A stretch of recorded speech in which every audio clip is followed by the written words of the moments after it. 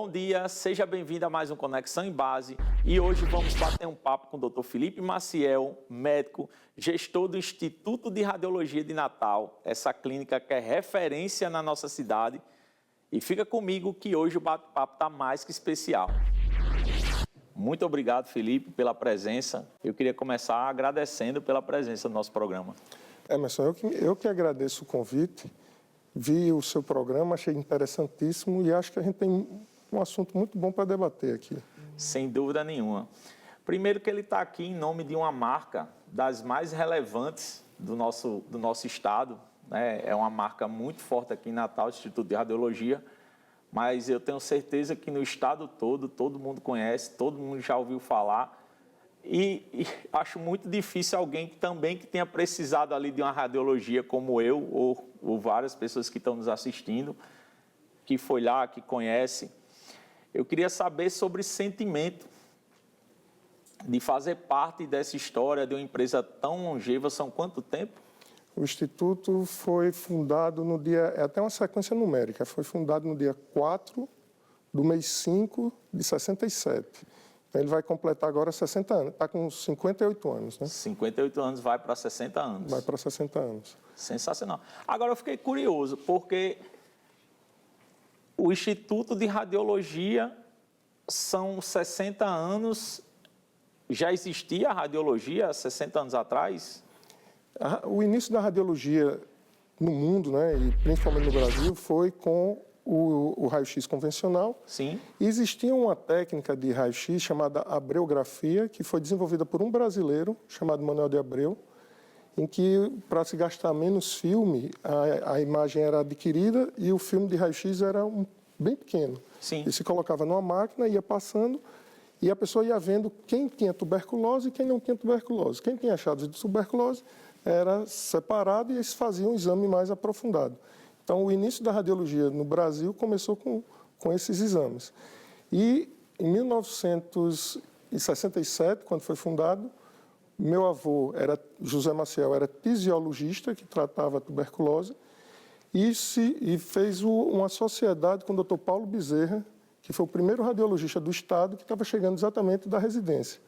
E aí eles se juntaram e iniciaram o Instituto de Radiologia de Natal, há 58 anos. Com essa tecnologia desenvolvida por um brasileiro? Isso, era um raio-x que tinha uma forma diferente de aquisição de imagem, né? Que a imagem era feita e era revelada num filme bem pequeno, para a economia, né? Os tempos eram difíceis e muitos desafios, e isso foi desenvolvido aqui no Brasil, chama abreografia. Nascia aí o Instituto de Radiologia. Mas me parece que teve várias coisas que vocês saíram na frente com relação à medicina aqui no nosso estado. Isso. A união de José Maciel com o Dr. Paulo Bezerra, que eram duas pessoas que tinham a cabeça muito à frente da época. Então, quando lançaram o primeiro ultrassom, foi adquirido pelo Instituto de Radiologia. Ele sempre esteve na vanguarda da tecnologia e dos exames de imagem, né? Depois o primeiro tomógrafo linear, depois a primeira tomografia computadorizada, depois a primeira ressonância. E isso, hoje a gente fala assim como se fosse, era só ir no banco, era só pegar um financiamento, ou então comprar. Só que isso era um desafio tão grande de tecnologia, de rede de energia. Eu me lembro que quando fomos inaugurar a primeira ressonância do Estado lá no Instituto, a gente teve que construir uma mini usina de energia dentro do Instituto de Radiologia, porque a energia da rede elétrica não conseguia manter a ressonância funcionando. Então, eram vários desafios econômicos, tecnológicos, até estruturais, e eles sempre enfrentaram e sempre acreditaram na marca e na empresa. Que interessante. Gente, eu tô impactado com essa história, o quanto que é relevante essa coisa de sair na frente. E o seu avô, essa mentalidade, porque assim, além de médico, ele demonstrou uma mentalidade muito empreendedora. Muito. Sempre teve esse pensamento que se a gente sair na frente, a gente dominar e a gente estiver bem treinado, não existe concorrência. A gente vai sair na frente e vai adquirir o espaço. Vamos agora entrar na sua história e a conexão da sua história dentro do Instituto de Radiologia. Aí você se forma?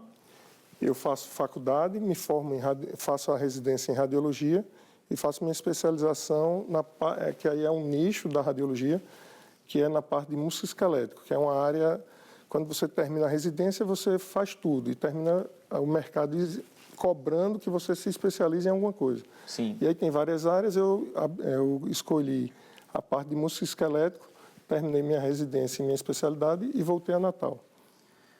Ao voltar a Natal, você já assume o Instituto de Radiologia, você começa com a participação, você entra na gestão propriamente dita, como funcionou isso? Não, eu volto como médico e trabalho na parte de elaboração de laudos. Na época que o Instituto foi negociado, né, foi feita uma venda para o Grupo Fleury, antes eu exercia mais a parte médica, hoje eu estou como gestor do Fleury aqui em Natal.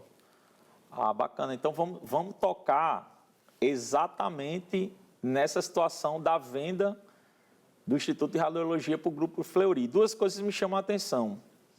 Primeiro é a venda em si, né? Porque ele tinha essa mentalidade de vender. Como que isso aconteceu? Não, o Instituto sempre foi, desde a sua fundação, uma empresa familiar. Então, meu avô e Dr. Paulo fundaram o Instituto. Meu pai foi o primeiro sócio, entrando como filho, né, de sócio, mas entrando como cotista. Dr. Zeca Passos, Dr. Sérgio Lamartine, Dr. Silvino Lamartine e, posteriormente, Dr. Francisco Lopes Neto. E dessa primeira geração surgiu a segunda geração. Eu já sou a terceira geração de radiologistas que trabalham no Instituto. E acho que não passava na cabeça de ninguém que a empresa que a gente cresceu e brincava nos corredores fosse vendida. Os tempos são outros. Tratar sucessão numa empresa familiar é um desafio. Sim. Então, não houve briga, não houve problema financeiro, houve uma conversa entre as três gerações que foi visto que, cada dia mais, o mercado exigia uma administração atuante, uma administração de ponta, com pessoas capacitadas. E a gente disse, poxa, a gente está aqui em Natal, vamos ver se a gente pega uma opinião de alguém em São Paulo. E aí a gente contratou um consultor chamado Rogério Tsukomoto. Ele foi quem estruturou tudo para a sucessão. E quando a gente viu que a empresa estava bem, estava faturando, tinha crescido, surgiram as propostas. E aí foi quando a gente começou a pensar na venda. Ocorreu um fato interessante, Emerson, que a gente não estava à venda, mas tinham 5 players querendo comprar a gente. E foi quando começou as negociações. Juntou numa sala os 5 maiores players de imagem e da área médica do Brasil. E a gente, seria soberbo eu dizer que a gente escolheu para quem a gente ia ser vendido, mas foi praticamente isso. Quem nos comprou não foi quem pagou mais, foi quem tinha uma forma de pensar muito parecida com o Instituto. Sim. De qualidade, de vanguarda, de tradição, de valorização da área médica. Então, a gente teve esse ponto positivo, que a gente não estava à venda, tinham 5 compradores e a gente pôde direcionar a venda. Não vamos dizer escolher, mas a gente pôde direcionar. Acredito que foi tão assertivo que hoje você continua no grupo? Continuo. Hoje, de todos os médicos que estavam na parte tanto da gestão, que era Dr. Marcos Passos e Dr. Julião Bezerra, quanto os que estavam como médicos, continuam trabalhando. Da primeira geração, meu pai, Olímpio Maciel, se aposentou. Dr. Sérgio Lamartine, que também era mais ou menos da mesma faixa etária, se aposentou. Dr. Neto, que é um senhor de 75 anos, continua atuando diariamente no Instituto, de segundas às sextas-feiras. A única pedido dele foi trabalhar só pela manhã. Sim. Nada mais justo, depois de trabalhar 50 anos na empresa. E a terceira geração, que somos nós, todos continuam na empresa. Interessante. O Grupo Fleury, que foi quem fez essa operação e que vocês acabaram optando por eles, não à toa, né, devido à relevância, devido também à uniformidade de pensamento, eles são um grupo muito importante a nível de Brasil e tem uma marca também muito relevante a nível de Brasil, e isso me chama a atenção de mais uma coisa, porque apesar dessa relevância que eles têm a nível de Brasil, tamanho que fizeram até vocês optarem por eles, e marca pesa nessa hora, Mas aqui em Natal eles optaram por manter o Instituto de Radiologia. Isso. Por quê? O Grupo Fleury, ele está listado em bolsa, né? Ele é do mercado aberto. Ele é a maior empresa de laboratório do Brasil, inclusive fez uma fusão recente, ele fez uma fusão, uma compra do Pardini, que era o segundo laboratório do Brasil, e o Fleury, que é uma mega empresa, ele teve a expertise de entender que a medicina é regional. Não adiantava o Fleury chegar, tirar a marca Instituto no dia 1º de março, e no dia 2 de março virar Grupo Fleury. Aquilo ali, ele sabe que o nome a marca tem seu poder. Você, às vezes, paga milhões para um marqueteiro para ele personificar a marca. Magalu, tem outras. Então, ele tinha tudo na mão. Ele tinha um market share do Instituto de Radiologia de 70% do mercado. Ele tinha uma marca muito forte. Ele tinha os antigos sócios querendo continuar trabalhando na empresa, até porque é a melhor opção assim, para o radiologista que chega ou que está em Natal. Então, eu acho que não passou nem um pouco pela cabeça, nunca foi conflito para eles entender que deixar a marca Instituto de Radiologia seria muito mais viável, em todos os aspectos, para eles, para o Fleury. Seria mais interessante para todos, né, digamos assim falando. Cara, muito bacana. Vamos avançar agora sobre sua mentalidade e tudo que se fez para formar esse grande profissional de renome que você tem hoje. Qual o seu maior mentor? Emerson, eu acho até interessante comentar isso, e é quase uma anedota nos corredores do Fleury. A primeira aquisição do Grupo Fleury fora de São Paulo foi uma clínica chamada Dr. Felipe Matoso, que é no Rio de Janeiro, que meu pai foi o primeiro residente. Eu nem sei se foi o primeiro residente, foi um residente da época. E meu nome é Felipe em homenagem a ele, a Dr. Luiz Felipe Matoso. E eu achei interessante porque eu cresci escutando isso. Meu pai falava, você tem o nome do maior radiologista do Brasil. Eu acho que isso, não sei se intencionalmente ou se sem intenção, mas isso foi aos pouquinhos entrando na cabeça. E quando chegou na época do vestibular e da faculdade, eu não me via fazendo outra coisa. Tanto que era fácil, porque existiam muitos conflitos na época, né? Eu quero fazer a parte de oncologia, eu quero fazer cirurgia, eu quero fazer... E desde o primeiro ano de faculdade eu dizia, eu vou ser radiologista. É porque seu pai é dono de clínica. Não, é porque era o meu sonho. Eu sempre tive esse sonho na cabeça, você. Não sei se a mensagem subliminar do nome e tudo ajudou, mas isso aí era uma coisa que eu tinha com certeza. Então, se você me perguntar qual foi o meu maior mentor, meu avô Zé Maciel e meu pai, mas o nome Felipe Matoso me direcionou bastante. E você chegou a observar ele, o quanto a atuação para ancorar, para modelar alguma coisa? Eu conheci pessoalmente, o Dr. Felipe é vivo, ele tem, eu acho que 80 anos, trabalha no Rio de Janeiro, exerce mais a função de gestão, e não vi atuando profissionalmente, mas na radiologia tem muitas histórias, né? E as histórias que a gente escuta é que ele realmente foi um excelente radiologista e sempre na vanguarda. Tanto que a Clínica Felipe Matoso é como se fosse o Instituto, vamos falar assim, o Instituto para Natal é a Clínica Felipe Matoso para o Rio. É a maior referência de radiologia para todo o pessoal, todos os cariocas. Sensacional. Então, encerramos por aqui o nosso primeiro bloco. Vamos para um breve intervalo, mas voltamos aqui com o Dr. Felipe Maciel com mais aprendizado e com mais histórias.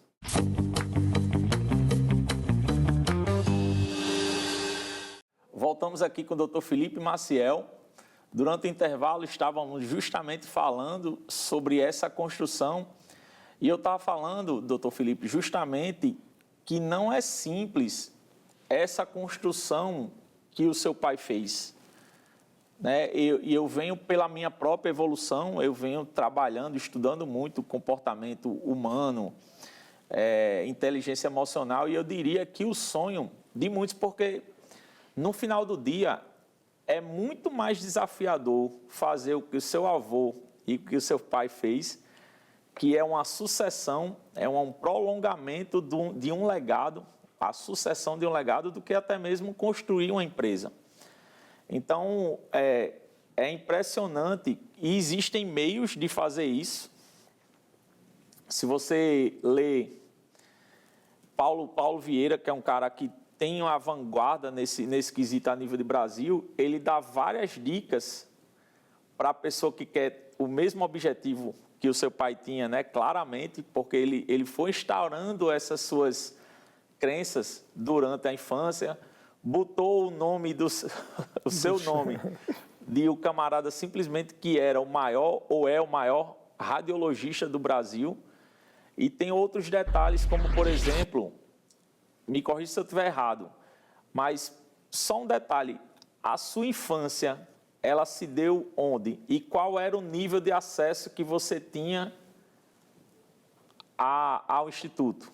Emerson, é até interessante você comentar isso, porque até fisicamente eu morava a um quarteirão do Instituto de Radiologia. O Instituto de Radiologia, o primeiro Instituto de Radiologia foi ali atrás do Hospital Médico Cirúrgico, onde hoje é a esquina que eu acho que é doutor Ajalmar, é ortodontista.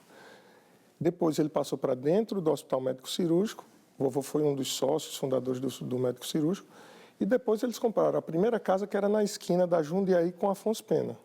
Depois comprou a segunda casa, depois comprou a terceira casa e hoje é o prédio que a gente conhece hoje.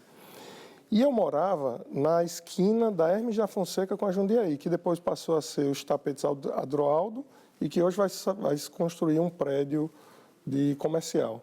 Então, era realmente uma calçada que eu tinha que andar, um quarteirão que eu tinha que andar para chegar ao Instituto de Radiologia.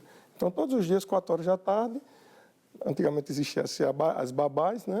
Minha babá levava para eu brincar, literalmente, dentro do Instituto de Radiologia.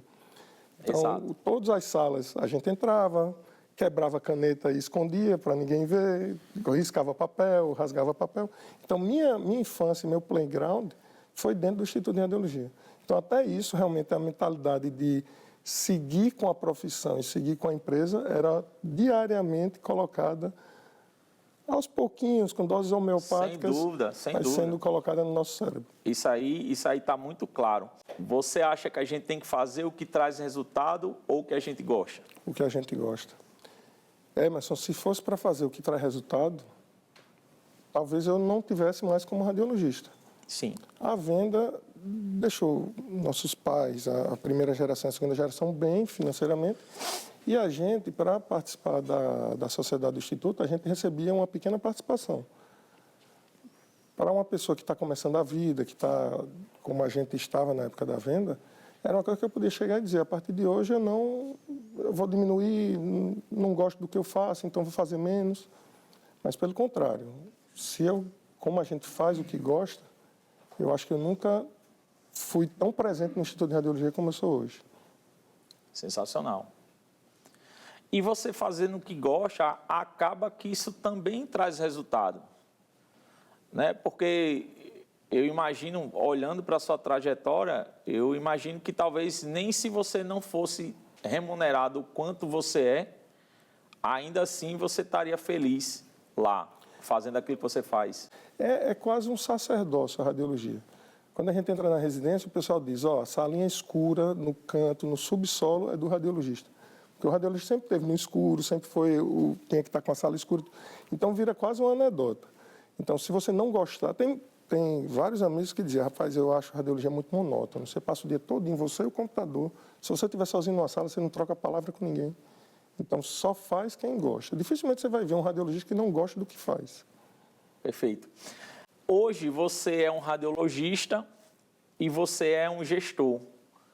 Como que você faz a união dessas duas pessoas, né? dessas duas personalidades, que eu acredito que são dinâmicas bem diferentes, ou não? São. Logo após a aquisição do Fleury, do Instituto de Radiologia pelo Fleury, eu fui convidado para fazer parte da coordenação médica aqui no estado, aqui em Natal. E uma das primeiras questões que foi levantadas foi, eu gosto, eu tenho interesse em aprender, até porque o Fleury investe muito nisso, a gente tem aula, eles pagam tipo um MBA, então a gente tem às segundas-feiras aulas com pessoas que eles escolhem lá em São Paulo e liberam a participação para os coordenadores médicos.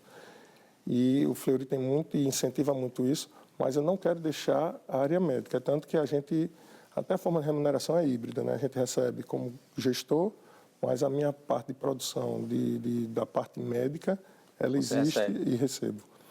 E depois de 2 anos eu fui convidado para fazer parte do Conselho Médico Nacional do Fleury. São 9 médicos que fazem parte, não, são 9 pessoas, né? Porque tem um que eu não tenho certeza que é médico.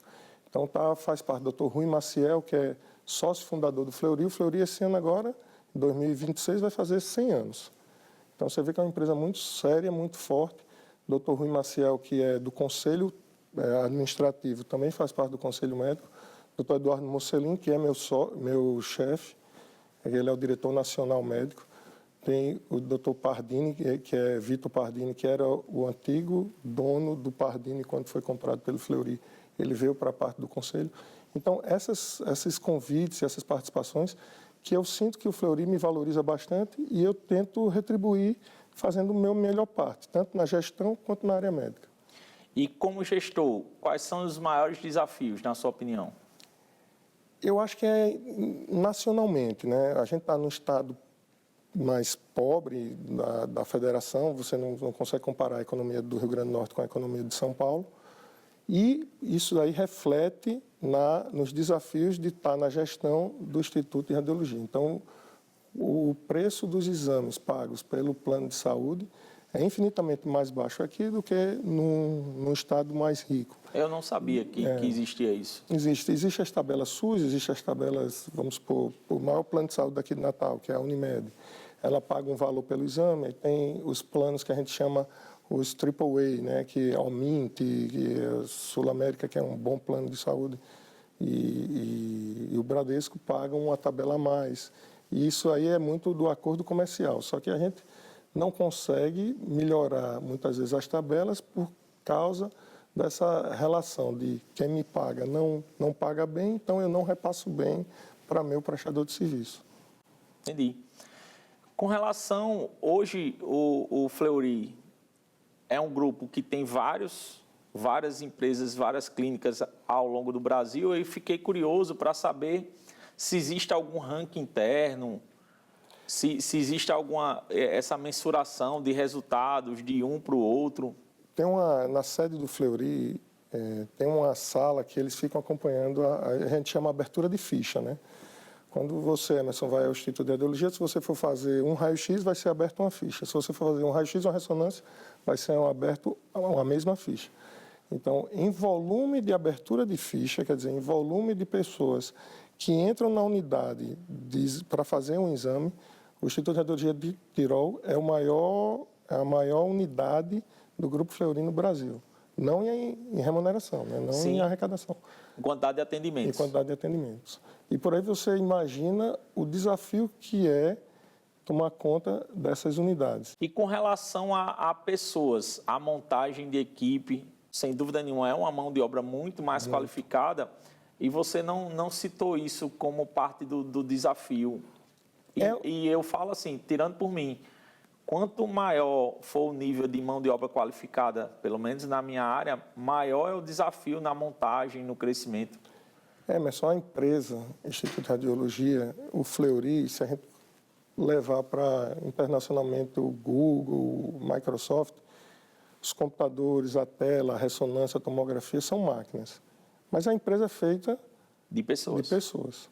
Se essas pessoas não tiverem na mesma sintonia da empresa, se essas pessoas não tiverem com a mesma mentalidade de ajudar, quando você está na área de saúde, você muitas vezes pensa, aquela pessoa, aquele paciente está entrando no instituto para fazer uma tomografia de tórax porque tem 1 milhão tem 1 milhão de histórias ali. Sim. Tem a pessoa que tem certeza que tem um câncer e não tem, tem a pessoa que não sabe que tem um câncer, faz um exame e descobre.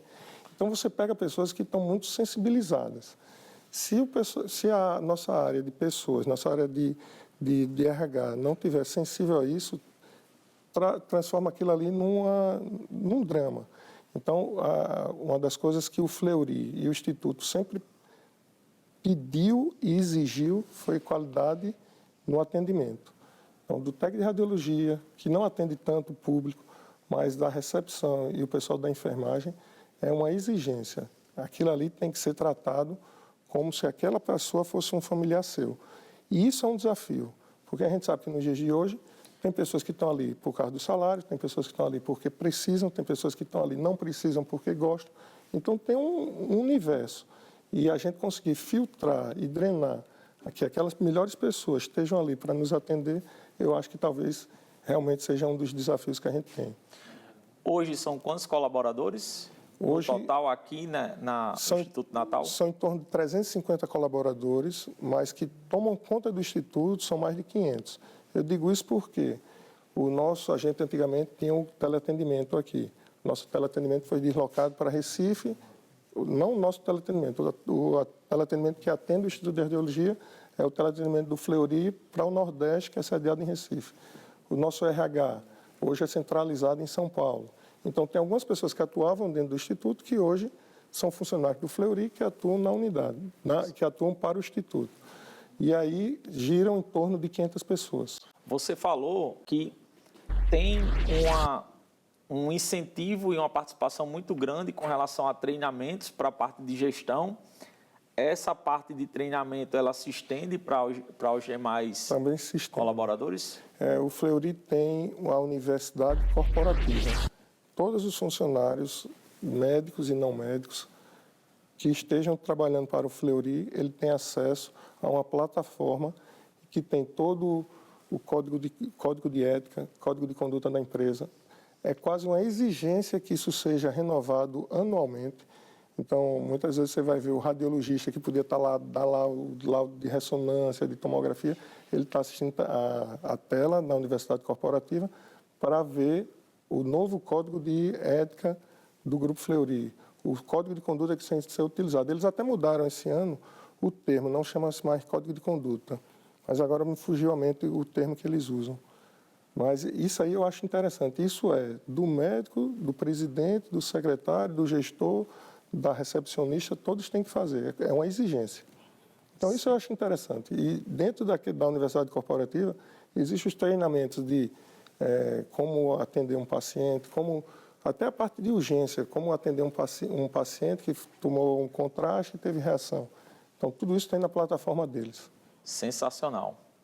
Gente, infelizmente, chegamos ao fim desse bate-papo muito rico, com muito aprendizado. Muito obrigado, Felipe, pela presença. Mas não perca o próximo domingo com mais um Conexão em Base.